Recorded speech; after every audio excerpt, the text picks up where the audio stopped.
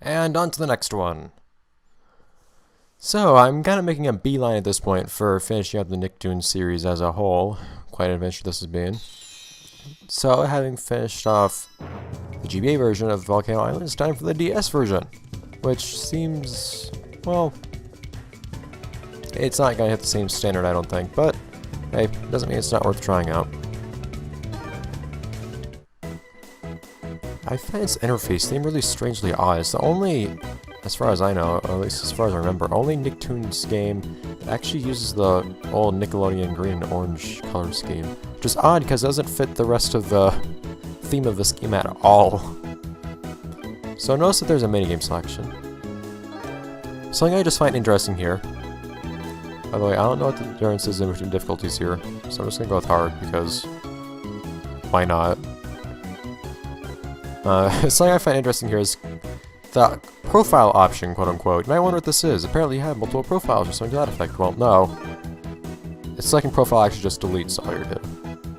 Interesting. But yeah. So this game does have a tutorial. It's just a very short movie showing what happens if you press all the buttons. It's in no way, shape, or form more informative than pressing all the buttons yourself, so I'm not going to show you guys that. Screw you, game. How about we actually start a new game? I guess then that profile is exactly what we're gonna do. Boom! Oh wow. That's very smart of you, making note of the default option. Your save game data will deleted. Yep! Amazing. Well, through the beauty of save states, I saw my personal saves, so whatever. Okay. Now, back to, whatever that was. Rather, whatever this will be. It is interesting seeing how the different versions of each game end up being different in story and gameplay and whatnot. There's a little bit of voice acting in this game, which is sometimes a little odd. Sometimes. In this case, it's pretty fine. I believe it's all stuff, it's just... Pretty sure it's all just taken straight from the console version of the game. I don't quite remember. It's been too long since I played that. But it's interesting seeing how every version of each game in the series is basically just a reinterpretation of the same basic concept.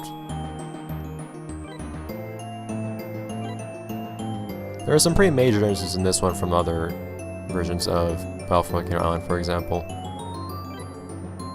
How do I save you? There's also some beautiful SpongeBob art you can see on the top screen.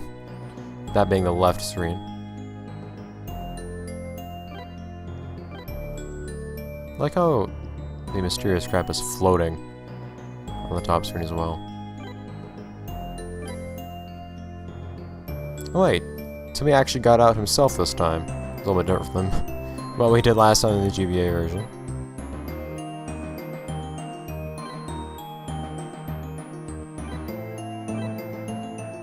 For some reason, I find the way that Kaz and Wanda to be drawn. I find the way that Kaz and Wanda are drawn in this game to be kind of odd looking for some reason. I don't mean like their faces, because yeah, it's clearly out of style a little bit. It's not Bush Hartman, I can tell you that.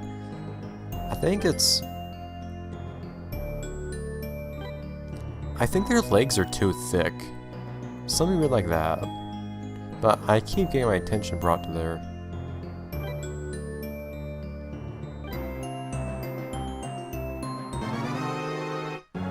Dramatic!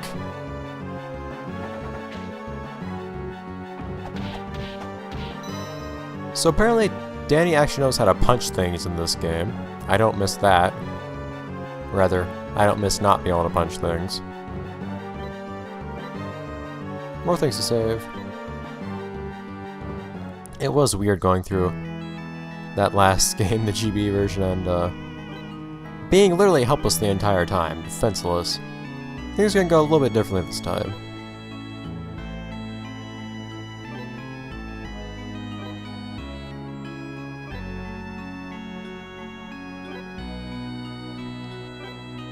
Yeah, this map is an incredibly nice thing in this game. Namely because of a certain issue with the gameplay, but I get to that when we get to it. Yeah. The crab's weird. especially weird in this game. I'm just gonna kinda assume that we can trust him and whatnot.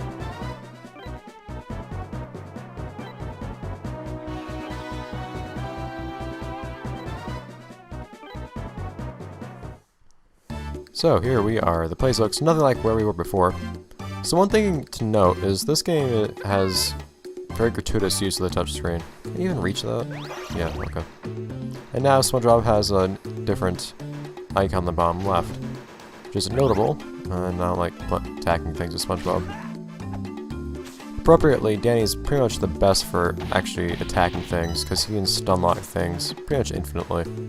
But whenever you see something that seems vaguely interesting, you can actually tap it. And then, boom, do something with it. Something that's odd about this game is different characters have, yeah, you have different weird wildlife now. It's odd. And you'll learn what those crystals are soon enough. But, something I hate about this game is if you're on a ledge, you can't actually do anything. You're stuck in that animation, and you can't attack or change characters or anything. Strange wildlife in this game you don't see in the other games. What was I even saying? So, you have different pickups for different characters in this game. You don't have health that just affects whoever you're currently playing as, for example. Oh, leave me alone, jerks. You have separate health pickups for SpongeBob, Danny, Timmy, everyone. So for SpongeBob, for example, Krabby Patties, I don't know if they... I don't believe Krabby Patties heal SpongeBob. What does heal SpongeBob? I don't quite remember. All I got just there is a power-up for Danny. Krabby Patties are power-ups for SpongeBob.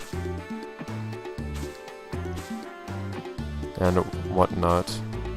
Also, platforming in this game is really awkward. It has this weird issue where you can't jump immediately after you land. It bothers me like crazy. Platforming is pretty clunky in this game. Especially, however, because of the camera. Now, you can see here that we like to bounce back and forth between the two screens. Now, the thing is, you can only touch one of those screens. As you can see, I just touched that thing down there. How underwear is Zelf for SpongeBob? Of course, like Bell for King Bottom. So we have more things you can pick up like that. Oh, didn't realize you could take. It's not fall damage, but yeah, falling along distance is kind of weird in this game. You'll get a better look at the falling animation later. But say, for example, I see this thing here, or maybe instead. Alright, here's another hypothetical. Actually, since I was actually in a situation to describe it just a moment ago. So let's say I'm up here. Let's say that I'm here up here on the top screen, and I'm running past something, for example, a Tiki that I want to tap, that I want Cosmo to do something with. I can't do that if I'm on the top screen. Or rather, I can't tap something that's on the top screen. So I need to go above where I am right now, so that portion appears on the bottom screen. We'll find that situation a few times later on in the game, and it's really annoying. Those are something that's better to just show instead of telling you guys about, though.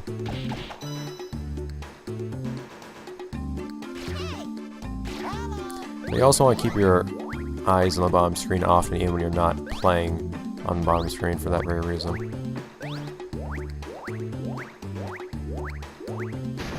Hi. That's not what you do, SpongeBob. Nobody's really that... Well, I won't say nobody. SpongeBob's... It's basically just SpongeBob. SpongeBob's... Okay. SpongeBob, pressing the attack button. Please do something. SpongeBob is pretty terrible at attacking things. He's really slow. He has range, which is nice, and you can also press up whenever you feel like it. He has very little range, though. You can press up whenever you feel like it to make the bubble. Well, bubble or bubbles plural move upwards, which is cool, but not really practical. I think that hard mode just gives you less health overall. I haven't actually tried out the difference. 3 hours instead of, I don't know, 5. Power for Danny. But, for example, I don't know what's below me right now. That's one certain issue no one might encounter. So, I don't want to go down, naturally. Well, thankfully, if you look on the pause menu here, you can actually see, in addition to which characters have how much health and whether or not they have power-ups or not, which you can tell by their icons. Danny and SpongeBob are both capable of using their special ability right now. Well, kind of. And you can see how much health everyone has. You can also see that we can go down here. So you always want to pay attention to the pause screen. I also see orange, not quite orange, but yellow and pink arrows. Oh, you jerk! Which notes things you can tap that potentially have crystals in them that you need to progress. Timmy has a very strange ability in this game. He has a vacuum cleaner for some reason.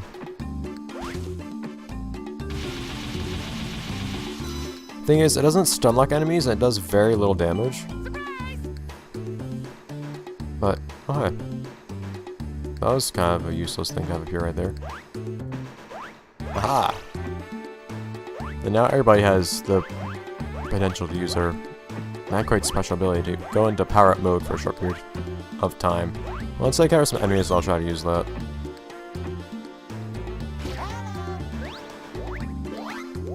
Anyways, though. So each character can do something different from the others while in midair. SpongeBob can float, Timmy can double jump, and Danny can actually attack in midair, although it's pretty much useless.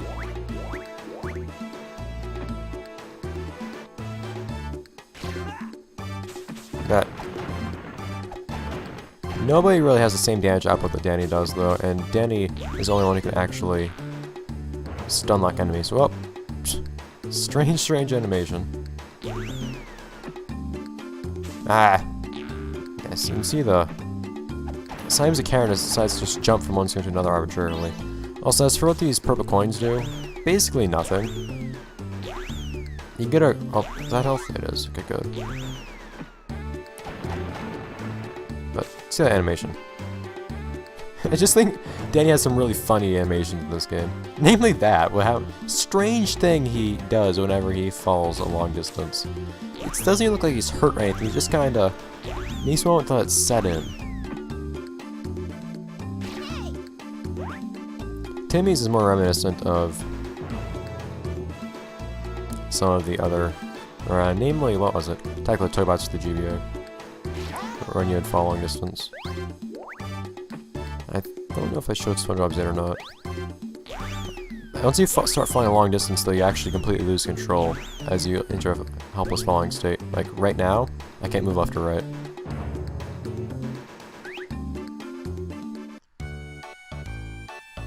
But for those coins, at the end of each level you get a grade. It's the way out. But there's no importance to that from He's the wise old crab. Let's see what he wants. from what I could find online. There are no unlockables or anything in this game, so there's not really a reason to get all A's. Although I will just try to for the sake of completeness, I guess. It's not really inconvenient to get everything.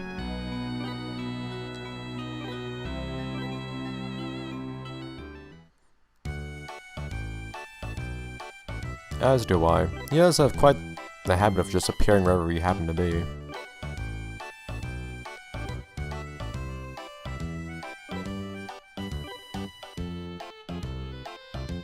This game has a serious issue with using apostrophes sometimes. Anyways, that will actually have to be it though for this episode. Let's play Nicktoons Battle for Volcano Island for the DS this time around. Because, well, we're out of time. There aren't really anything more grandiose than that. But you can see there's a whole extra area, basically another half of this level to explore now, so we'll get into that. And we'll get into the issues with this game's camera a little bit more in that particular area, actually. Take issues on one at a time. And I'll get to show off the special ability, kind of. I don't even know what to call it. Whatever you call whatever the power-up is in this game. I'll show that off. Bye, guys.